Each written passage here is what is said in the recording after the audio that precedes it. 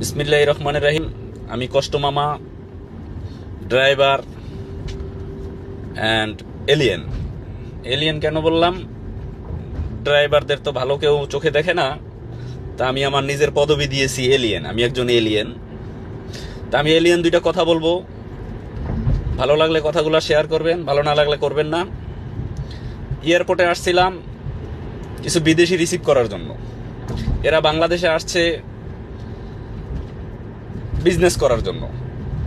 তো এয়ারপোর্ট থেকে বের হওয়ার পরপরই অনেক জ্যামের সম্মুখীন হইতে হয়েছে।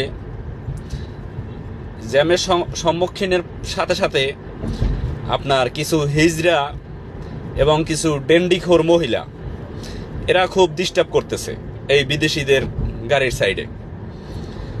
তো এই হিজড়ারা দেখবেন অনেক সময় বাসের গাড়িতেও ওঠে, বাসের ভিতর উঠেও ডিস্টার্ব করে, কিন্তু অরিজিনাল হিজড়া অনেকে না, অনেকে পুরুষ লোক হিজড়া কাপড় চোপড় পরে হিজড়া সেজেছে। কিন্তু এই জিনিসগুলা এয়ারপোর্টের আশেপাশে যারা আছেন,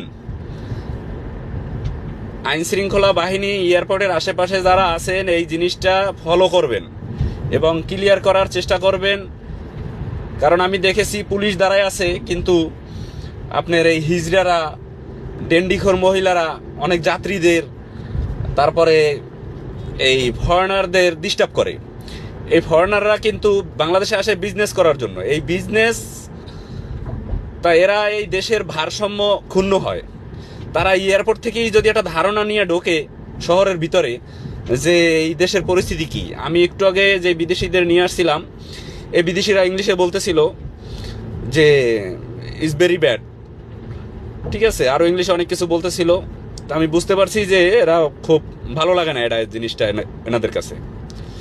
তো ভালো লাগে না এটা আমার কাছে শুধু ভালো লাগে না, কিন্তু এটা পুরো দেশের জন্য খারাপ।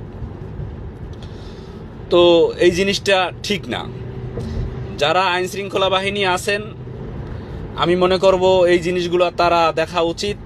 এয়ারপোর্টের আশেপাশে এই জ্যামজটগুলো নিরসন করা এবং এই হিজড়া মহিলা, তারপরে এই ডেন্ডিখোর মহিলা, এদের হাত থেকে যেন এই ফরেনাররা ডিস্টার্ব ফিল না হয়। ডিস্টার্ব ফিল হইলে হবে কি, এই দেশের ভারসাম্য ক্ষুণ্ণ হবে, যে Bangladesh is very bad country. তারা শহরে তাদেরকে রিসিভ করার পর তারা লা মেরিডিয়ান, ওয়েস্টিন, আমি এদেরকে নামাই দিলাম, কিন্তু দেখা যায় এরা এই জিনিসগুলা প্রথমেই তারা এই বাংলাদেশে ঢোকার সাথে সাথেই তাদের একটা ব্যাড কমেন্ট করলো। এই জিনিসটা আমার কাছে ভালো লাগলো না। তো যারা এই এয়ারপোর্টের আশেপাশে আছেন তারা এই জিনিসটা একটু ফলো করবেন। আমি এলিয়েন ড্রাইভার, তো এলিয়েনের কথাগুলো যদি ভালো লাগে তাহলে শেয়ার করবেন। আইন শৃঙ্খলা বাহিনীর চোখে যদি পড়ে এই জিনিসগুলো দেখবেন সবাই। আশা করি সবাই জিনিসটা গুরুত্ব সহকারে নেবেন। আমরা বাঙালি চেঞ্জ হতে চাই না, চেঞ্জ হওয়ার চেষ্টাও করি না, ঠিক আছে? এখনও চেঞ্জ হওয়া উচিত, কারণ আমরা বাঙালি খুব মূর্খ জাতি। এই মূর্খ জাতি যে কবে চেঞ্জ হবে এটা আমার কোনো মাথায় আসতেছে না।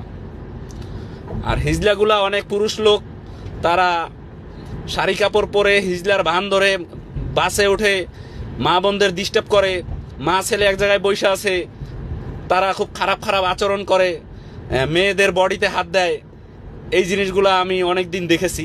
এই আবদুল্লাপুর এয়ারপোর্ট, হাউস বিল্ডিং, এদিক থেকে ওদিকে গাবতলি, এই জিনিসগুলো সবাই ফলো করবেন এবং ভালো করে আইন শৃঙ্খলা বাহিনীর দৃষ্টি আকর্ষণ করছি, সবাই এই জিনিসগুলো একটু গুরুত্ব সহকারে নেবেন। তাহলেই আমরা ভালোভাবে দেশ চলতে পারবে। নিজের স্থান থেকে সবাই যদি দায়িত্ব নিয়ে কাজ করি তাহলে আমাদের এই দেশ আগানো যাবে। আর নয়তো এই বাংলাদেশ জীবনও আগাবে না। কোনো সরকার, ডক্টর ইউনূসের মতো সরকার যদি 10 জনও আসে, কোনোদিন এই দেশ শুধরাতে পারবে না। নিজের স্থান থেকে, যার স্থান থেকে চেঞ্জ হতে হবে, ঠিক আছে? যদি ভালো লাগে কথাগুলো শেয়ার করবেন, আর ভালো না লাগলে গালাগালি করবেন। আমি এলিয়েন কষ্ট মামা আপনাদেরকে বললাম। ওকে, আল্লাহ হাফেজ, সবাই ভালো থাকবেন, ধন্যবাদ।